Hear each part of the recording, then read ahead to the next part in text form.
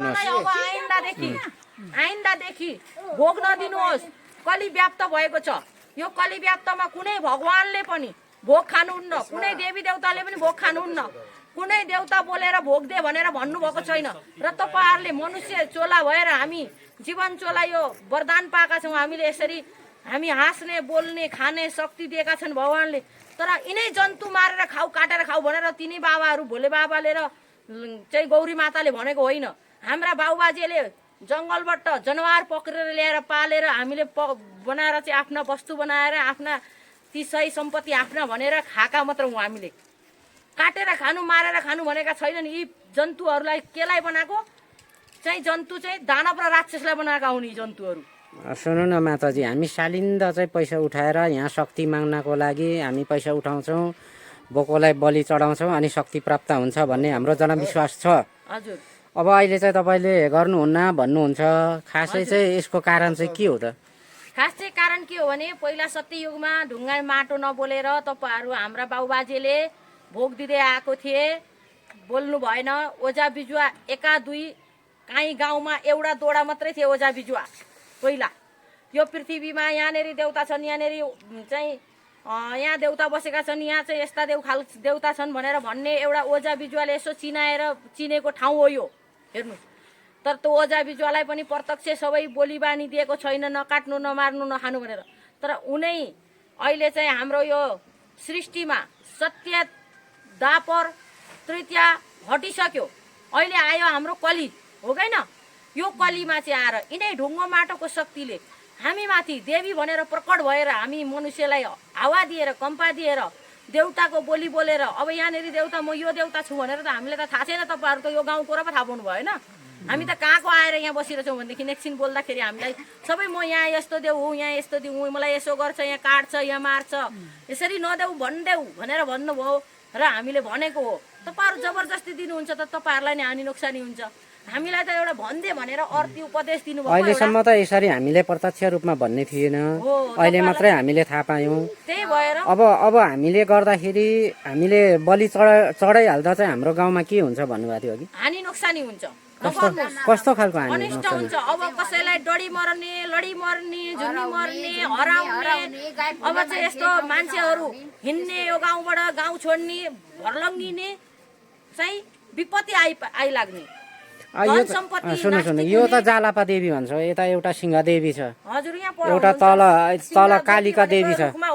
सबै देवीलाई नै नगर्नु, अब कसैलाई पनि नगर्नुहोस्। कुनै देवीले पनि भोग खानुहुन्न। देवीको चाहिँ उहाँले तपाईँहरूले हामीले बुझ्ने भनेको, मूर्ख मनुष्यले बुझ्ने भनेको देवीलाई भोग दिएको भनेको उहाँका चाहिँ सवारलाई दिएको हो, सिंहलाई भोग। त्यही सिंहलाई पनि उहाँले भन्नुभएको छ म जे खान्छु त्यही खुवाउँछु, मलाई फालफुल चढाउनु भक्तले म फालफुलै उसलाई खुवाउँछु सिंहलाई भनेर भनिराख्नु भएको छ। तपाईँहरू हामीहरू मूर्ख भएर अनपढ भएर अज्ञानी भएर दिउँ।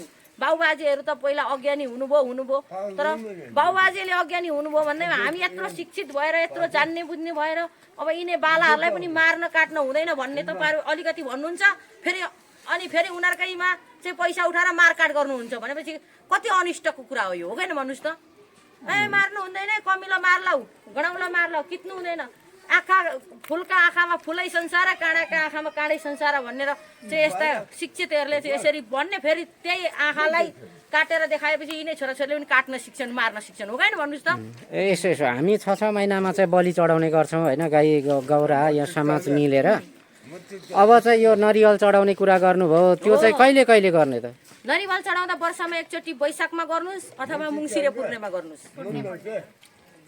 वैशाखे पूर्णे अथवा मङ्सिरे पूर्णे, धन्नी पूर्णिमा गर्दा पनि अति उत्तम, मङ्सिरे पूर्णिमा गर्दा पनि भयो, चाहिँ वैशाखे पूर्णे। अनि अरू बेला हामीले 6 महिनामा गर्दाखेरि चाहिँ यहाँको पुजारीहरू हुन्छ निश्चित। हजुर। अब यो हामीले नरिवल चढाउँदा चाहिँ ती पुजारीहरूलाई ल्याउने कि तपाईँहरू जस्तो चाहिने कि हामी मन खुसीले गर्न पाइयो? चाहिँदैन, तपाईँहरूलाई कोही चाहिँदैन। भगवानको नाम लिने सदा हामी यसरी भोग दिन्थ्यौँ, आइन्दा हामी यसरी भोग दिँदैनौँ। ती निर्दोष प्राणी हुन् भन्ने तपाईँलाई पनि थाहा छँदैछ। यी निर्दोष प्राणीहरूलाई मार्नु काट्नु हुँदैन। अब हामी तपाईँलाई फलफुलले सक्नुहुन्छ भने 9वटा रोटी पकाउनुहोस् 9वटा बाबर चढाउनुहोस् हामीले चाहिँ फुल फलले नैवेद्यले कोरी पूजा गर्यौँ त्यसलाई भन्छ कोरी पूजा हामी कोरी पूजा गर्न ताल्यौँ हामी आजदेखि हाम्रो ज्ञान पस ईश्वर माता ए भगवती माता ए चाहिँ देवी जाल्पा देवीमा आजदेखि हाम्रो चाहिँ ज्ञान पस दोडी माताहरू अथवा तिनोडी माताहरू चाहिँ आउनुभएको थियो फलान ठाउँबाट भन्नुहोस् कहाँबाट इटेरी तराराबाट आएको हामी इटेरीबाट नाम पनि भन्नुहोस् न तपाईँ इटेरीबाट आएको हामी इटारीबाट हो इटेरी नाम भनिदिनुहोस् म त शोभा हो उहाँ बहिनी उहाँ पनि माथि नाम भन्दिनुहोस्, नाम किन भनिदिनु न डराउनु भएको? यो त मैले के अरे फेसबुकमा युट्युब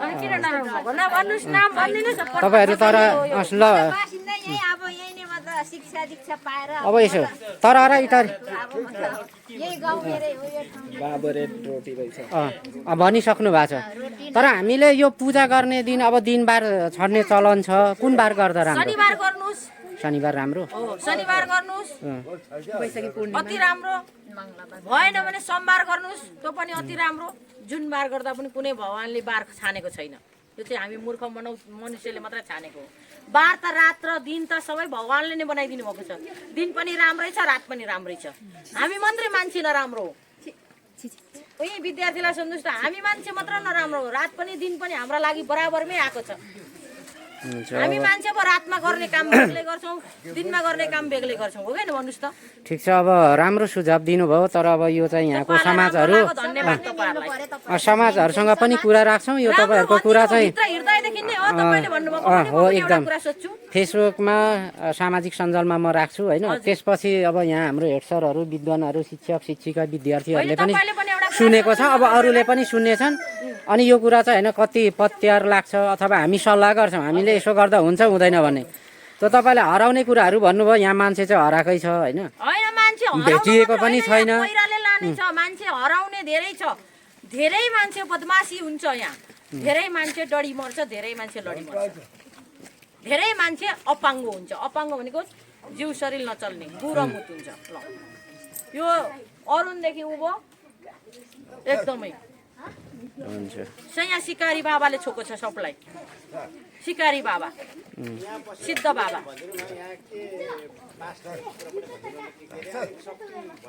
यहाँ विशेष शक्ति चाहिँ के को बास बसेको छ सैया सिकारी बाबा हो सिद्ध बाबा सिद्ध बाबा सिद्ध बाबा यहाँ चाहिँ जाल्पा देवी भनेर जलनधारीमा बस्ने जल सदा चाहिने ठाउँ हो यो सदा जल चाहिने ठाउँ सदा जलधारी दिनुपर्छ यहाँ सदा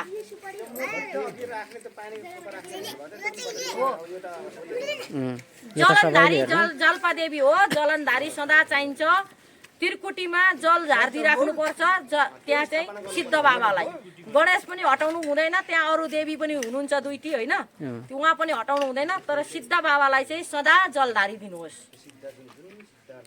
सिद्ध बाबालाई चाहिँ हुन्छ हस् ल तपाईँलाई धेरै धेरै धन्यवाद नयाँ कुरा बत्ती बालिदिनुहोस् सक्नुहुन्न भने एउटै मात्रै बत्ती पनि बालिदिनुहोस् सदा धुप धुवार दिनुहोस् अब यो चाहिँ पहिलाको धुवा नजाओस् उहाँलाई अघि भन्नुभयो वर्ष दिनमा एकपटक अब यहाँ 6 महिनामा गर्ने चलन छ नजिकमा गर्नेहरूले चाहिँ अब तपाईँहरूलाई मैले त झन् सजिलो चाहिँ उपाय दिएको वर्ष दिनमा गर्नुभयो भने पनि नाइ भन्नुहुन्न तर राम्रोसँगले पूजा गर्नुहोस् कोरी पूजा भनेको 9वटा रोटी 9वटा बाबर चाहिँ चाहिन्छ माथिल्लोपट्टि आफू बसेर अब यसरी पूजा गरिन्छ देब्रेपट्टिको हातमा यसलाई दाहिने भनिन्छ हामी चाहिँ अब मूर्खले दाहिने भनिन्छ हात चाहिँ होइन तर देउताको चाहिँ यो दाहिने हो फेरि बुझ्नु पनि यो दाहिनेपट्टि हातमा दियो बालिदिनुहोस् अनि त्यस पछाडि 5वटा कलश यहाँ अनिवार्य राखिदिनुहोस् 5वटा कलश सदा राखिदिनुहोस् अनि थपक्क चाहिँ ल्याएर त्यो बत्ती बालेर जलधारी दिनुहोस्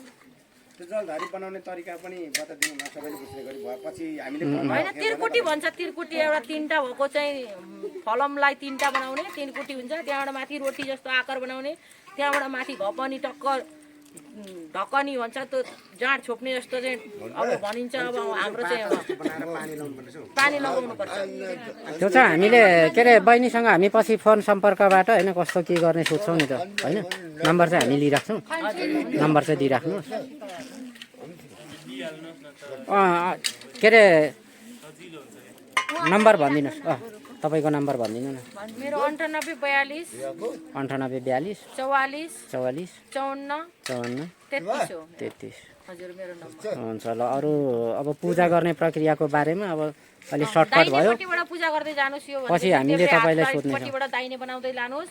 पल्ला छेउमा गएर चाहिँ रोटी चढाउनुहोस्। पल्ला छेउमा चाहिँ ठ्याक्क जुननेरि देवरेज मानिन्छ सिद्ध बाबा राखे ठाउँमा चाहिँ बाबर चढाउनुहोस्। उहाँलाई चाहिँ बाबर मनपर्छ, बुझ्नुभयो? सिद्ध बाबालाई चाहिँ। ल यति नै हो मेरो चाहिँ 2-4 शब्द अब मैले बताइदिएँ, देखाइदिएँ। त अब हजुरहरूले राम्रो इच्छा लाग्यो कि राम्रो लागेन यो कुराहरू चाहिँ जायज भयो भएन एकचोटि सुनाइदिनु न मलाई पनि। हुन्छ, एकदम राम्रो छ। Thank you. तपाईँले नयाँ सुझाव सल्लाह यो पहिलोचोटि हो हामीले सुनेको। निर्दोष हो होइन ती अब यो हामीले तल कालिका सिंह जालापालाई चाहिँ पैसा उठाएर हामी बलि दिन्छौँ। अब नयाँ कुरा आयो होइन, हामी सल्लाह गर्छौँ।